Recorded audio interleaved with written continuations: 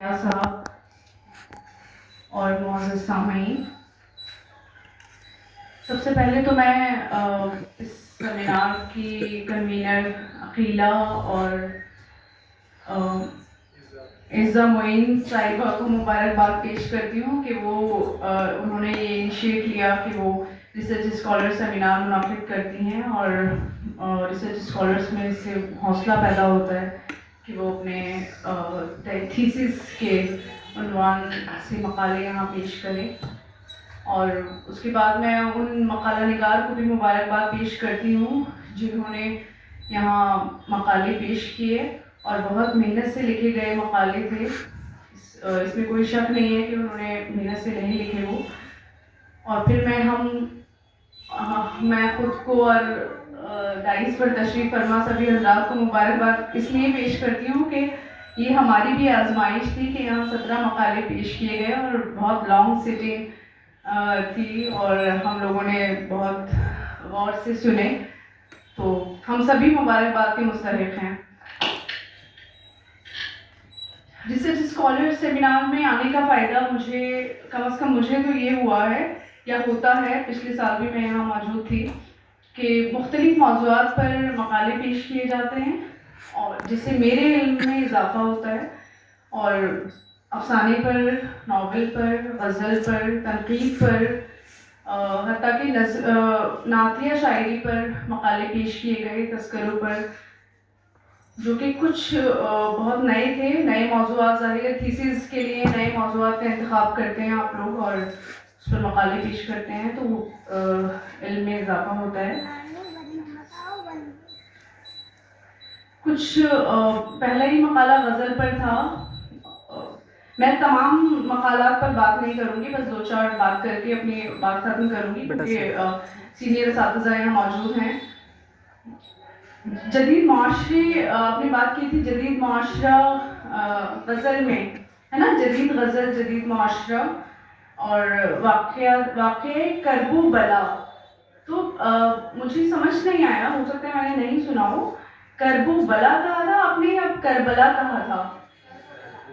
کرب و بلا، ٹھیک ہے. تو یہ اپنی جو استعارات کا استعمال ہوا ہے کربلا کا بہت ہوا ہے، خاص طور سے پاکستانی شاعری میں، جب ضیاء الحق کا زمانہ تھا اور مذہبیت بہت بڑھ رہی تھی وہاں. ضیاء الحق نے تو یہ بھی کہہ دیا تھا کہ کشور ناہید نے اپنی اس میں سوانح عمری میں لکھا ہے کہ باقاعدہ ضیاء الحق کے زمانے میں آفیسز میں فون آتا تھا اور یہ پوچھا جاتا تھا ظہر کی نماز کے وقت کہ کیا ہو رہا ہے آفس میں. تو اتنا ٹیرر تھا کہ لوگ ظہر کے وقت یا نماز کی کوئی بھی نماز کے وقت فون ریسیو نہیں کرتے تھے، اس ڈر سے کہ یہ نہ لگے کہ ہم لوگ نماز ادا نہیں کر رہے ہیں، اور باقاعدہ مسجدوں نماز کا اور انتظام کیا گیا تھا. تو اس غلبے کی وجہ سے یا ضیاء الحق کے ڈر کی وجہ سے مذہبی استعارات نے جنم لیا پاکستان کی شاعری میں، اور جس کا اثر ہندوستان کی شاعری میں بھی نظر آیا. تو کربلا کا استعارہ افتخار عارف کے یہاں بہت ہے. احمد فراز نے بھی لکھا ہے، جب بھی ضمیر و ظرف کا سودا ہو دوستو، قائم رہو حسین کے انکار کی طرح. تو مجھے آپ کے مقالے میں کربلا کا تو بہت ذکر نظر آیا، لیکن معاشرہ مجھے تھوڑا سا شاید آپ نے لکھا ہو اور یہاں پیش نہیں کر سکی ہوں، ظاہر ہے وقت کم ہوتا ہے.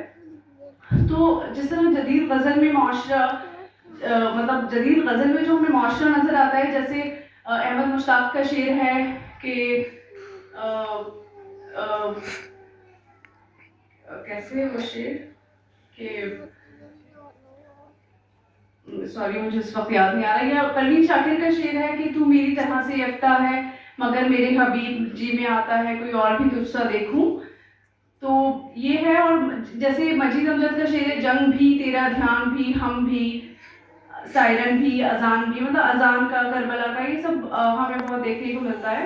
یہ جو احمد مشتاق کا میں ذکر کر رہی تھی اس میں یہ تھا کہ میری پڑھائی کا وقت ہے، وہ جو محبوب ہے تو وہ کہتا ہے کہ میری پڑھائی کا وقت ہے. وہ شعر، ہاں ایگزیکٹلی، جی میں نے کہا کہ دیکھ یہ میں یہ فضا یہ رات، اس نے کہا کہ میری پڑھائی کا وقت ہے. مطلب مزاج بدل رہا ہے. ظاہر ہے غزل پہ پیپر پڑھا گیا، انہوں نے یہ بات بھی کہی کہ غزل ہر دور میں مشہور رہی ہے، ہر دور میں مقابل صنف رہی ہے، تو اس میں یہ کہ مزاج بدل گیا ہے غزل کا، غزل کے موضوعات بدل گئے ہیں. اب محبوب بھی اس طرح سے کلاسیکی محبوب نہیں رہا. وہ کہتا ہے، وہ بھی یہ کہنے کے لیے تیار ہے کہ میری پڑھائی کا وقت ہے، تھوڑا بعد میں آنا آپ.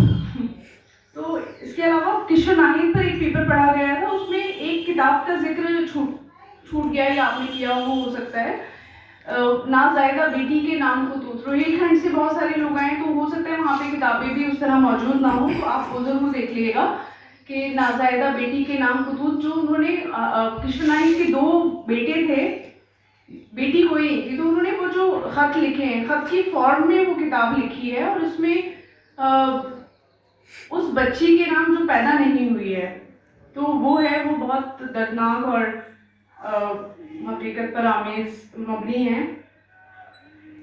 اس کے علاوہ احتجاج پر لکھے گئے افسانے، یا رشید امجد کا افسانہ بگل والا آپ ضرور دیکھ لیے گا، جو کہ بہت احتجاجی ہے. اور باقی میں صدر کے لیے کچھ باتیں کرنے کے لیے چھوڑ دیتی ہوں. اور تلفظ کی بہت غلطیاں، مطلب بہت سارے بچوں کے، ریسرچ اسکالرس کے تلفظ بہت اچھے تھے، اور کچھ بہت کم لوگوں کے کچھ تلفظ کی غلطیاں تھیں، جو جیسے نامور کو نامور پڑھا گیا، صحافت کو صحافت، مضامین کو مضامین، بے راہ روی کو بے راہ روی، بیرون کو بیرون پڑھا، اور واقعات کو واقعات، آورد کو آورد پڑھا گیا. تو اس طرح بہت چھوٹے چھوٹے الفاظ ہیں جس کی پیشگی ٹھیک نہیں ہوئی ہے، تو آپ لوگ ظاہر ہے محنت کر رہے ہیں اور کریں گے، تو اس پر آگے سے اچھا ہوگا. میں اپنی بات ختم کرتی ہوں. بہت شکریہ.